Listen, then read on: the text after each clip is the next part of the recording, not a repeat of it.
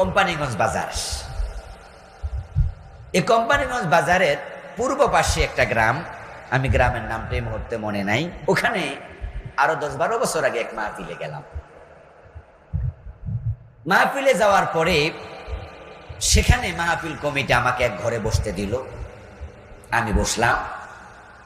উনারা আমাকে বলতেছে, হুজুর আপনি তো আমাদের প্রধান বক্তা, তবে আমাদের একজন পীর সাহেব আছে, মুনাজাতটা আমরা উনাকে দিয়ে পড়াবো। তা আমি বললাম, ঠিক আছে, প্রধান বক্তা হইলেই মুনাজাত করতে হবে জরুরি না, পীর সাহেব হুজুর যেহেতু আছে হুজুরে মুনাজাত করুন, আমার আপত্তি নেই, কোনো কথা নাই, ওকে। এবার বলতেছে, হুজুর তবে মুনাজাতটা উনি আগে করে লাগবে, আপনার ওয়াজের আগে। আমি বললাম যে আখেরি মুনাজাত বক্তৃতার আগে? বলো হুজুরের একটু তাড়া আছে, হুজুর চলে যাবে।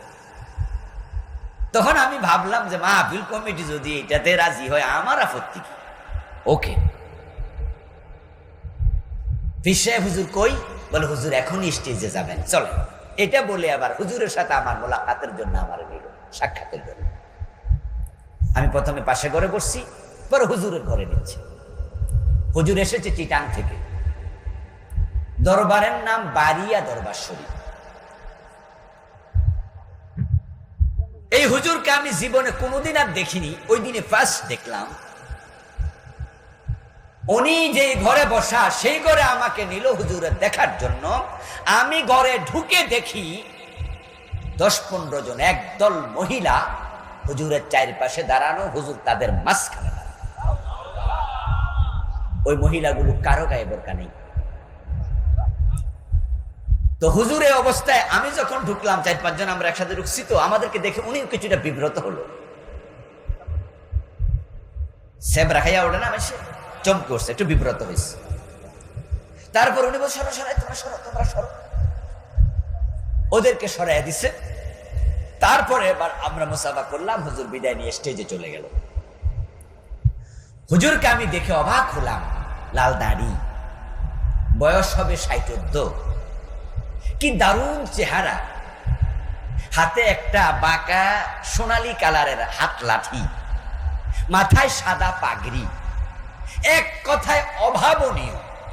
যদি আমি হুজুর কই মহিলা পরিবেষ্টিত অবস্থায় সেদিন না দেখে রাস্তায় সাক্ষাৎ হতো, প্রথম নজরে আমিও ভাবতাম কোন ফেরেশতা আসমান থেকে নেমে আসলো কিনা। কিন্তু আমি যে অবস্থায় দেখেছি, এই টুপিওয়ালা পাগড়িওয়ালা ফেরেশতারা তাকে আমার আস্তা ইবলিশ মনে হয়েছে, ধোঁকাবাজ দুষ্ট শয়তান মনে হয়েছে, যে এটা মানুষের ঈমান কেড়ে নেয়।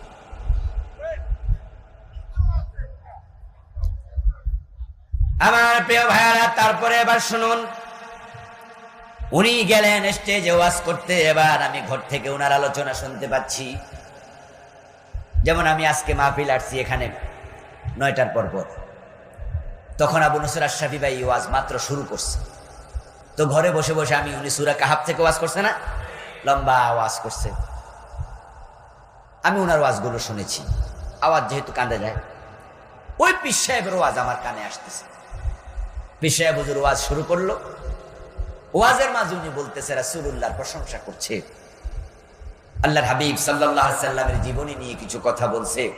বলতে গিয়ে তিনি আবার বলতেছে যে আমাদের নবী যখন মায়ের পেট থেকে দুনিয়া আসেন, অন্য সাধারণ মানুষের মতো আসেন নাই, তিনি নাভি দিয়া বেরোছে।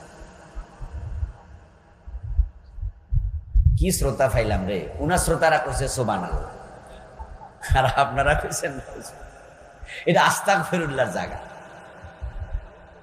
উনি বলতেছে যে মায়ের সাধারণ জায়গা দিয়ে আসে নাই, আমরা যারা আসি আমরা আসি লজ্জাস্থান দিয়া, উনি রাসূল আসছে নাভি দিয়া। আচ্ছা, এরপর এবার বলতেছে আসার সময় রাসূলের গায়ে পাঞ্জাবি ছিল। আমি ওখানে বসে জিব্বা কামড়ায়, আর আমার সাথে যে 3 জন বসে আছে ওরা বললাম যে ফাইজমাটা কই, এটা যে কইল না। রাসূলের গায়ে নাকি পাঞ্জাবি ছিল মায়ের পেট থেকে যখন আসে। কারণ যদি উনি অন্য অন্য বাচ্চাদের মতো আসে কাপড় ছাড়া, রাসূলের দাম কমে যাবে, তো তিনি তো মহামানব, এজন্য উনারা কি গাদ দেওয়াইছে। তবে পাঞ্জাবি বেশি দরকার না ফাইজমাটা বেশি দরকার? হুজুর ওই দিন আবার এইটা কয় না, হয়তো অন্য কোনো মাহফিলে কইব যে ফাইজমা ছিল। আমার দোস্ত শ্রোতারা সুবহানাল্লাহ বলছে, এবং হুজুরের আওয়াজ শুনে হুজুর কে আশিকে রাসূল ভাবছে। কিন্তু আমি তো হুজুরকে ঘরে দেখে লাইছি, বেপর্দা মহিলার মাঝখানে হুজুর খাড়াই রইছে। এই জন্য কেমন আশিকে রাসূল আমি তো টের পাইয়া গেছি। যার সিরত চরিত্রের সাথে সিরতের সাথে কোরআন হাদিসের সংঘর্ষ হয়ে যায়, সে হক্কানি পীর হয় না। যে পীর পর্দা করে না, এটা ভণ্ড, কোনো সন্দেহ নাই।